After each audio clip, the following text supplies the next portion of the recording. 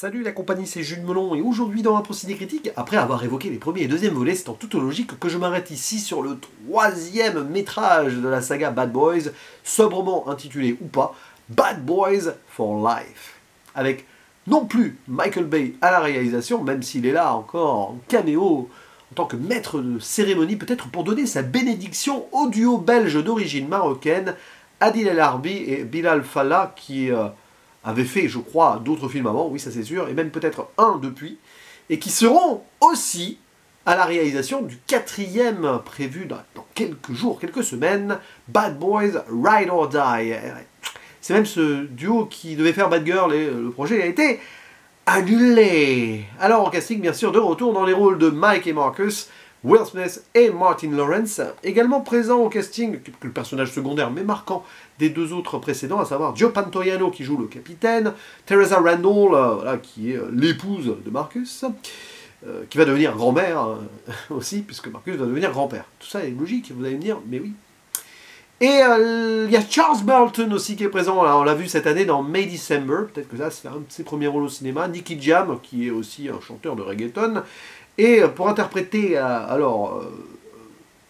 une équipière des deux, Paola Nunez, et les méchants surtout, c'est quand même eux qui nous intéressent, puisqu'il faut de l'antagonisme dans ce genre de film. Nous avons Kate Del Castillo qui joue la méchante Isabel Aretas, qui va être, non pas Aretas, arrêtée, mais libérée de prison au début, par son fils, qui lui est joué par Jacob Scipio, qui s'avère d'être, on va dire, en mode vengeance de A à Z, pour le compte de sa mère. Il ne fait pas que libérer maman, maman lui dit aussi d'aller tuer des gens, mais de garder en dernier Mike.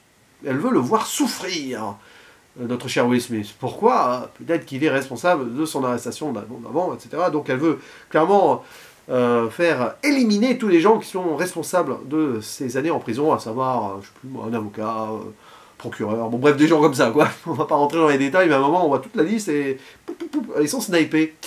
Et évidemment, c'est le retour du duo, même si, à la base, il a plus trop envie, Marcus, d'être dans la police, puisqu'il devient grand-père, et d'ailleurs, il songe à la retraite. Mais voilà, un événement tragique, potentiel, va lui faire changer d'avis, ou pas, enfin, c'est plus compliqué, parce que Mike va se faire shooter, hein.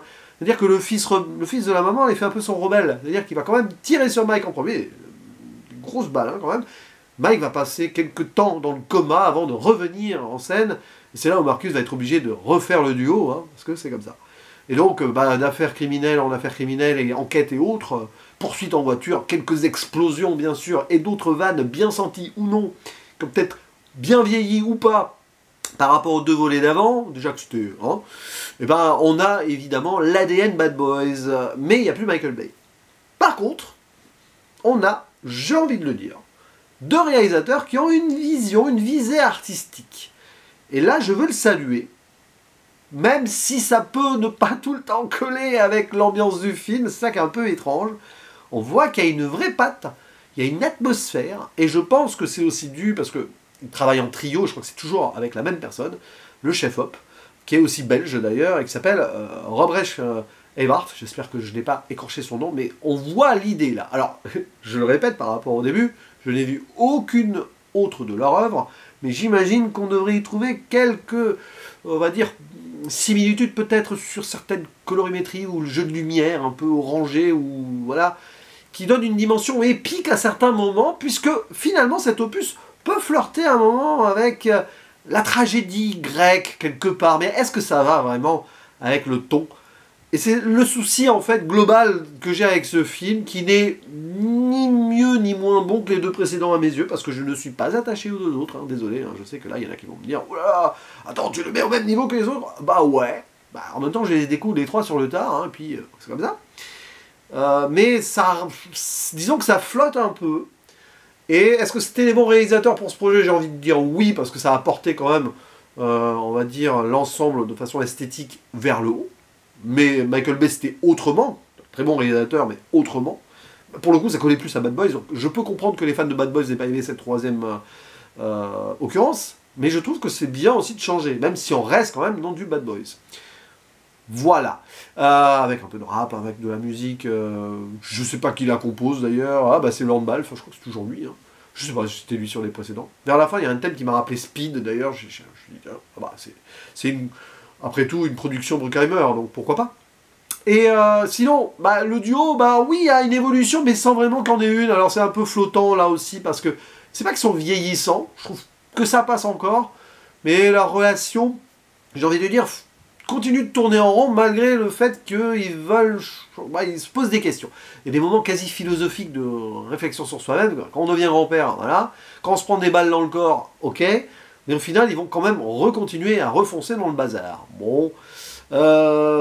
C'est pour ça que l'évolution des personnages, qui a quelque chose potentiellement d'intense vers le début-milieu, retombe vite à plat parce qu'il faut le climax, et donc de Miami au Mexique, hein, il n'y a qu'un pas pour affronter la méchante et le méchant, et un petit peu dans une sorte de conclusion explosive et infernale, hein, parce qu'on a cette thématique un peu de la descente aux enfers, et toute une blague autour du personnage d'Isabelle, là, qui, pour des raisons que je vais évoquer très vite, là, est comparée à une sorcière, voilà. C'est un peu relou, ça, quand même. C'est un petit peu... J'allais dire c'est un peu misogyne, oui, un petit peu quand même, hein. Bon, après, vous allez me dire, c'est l'antagoniste. Oui.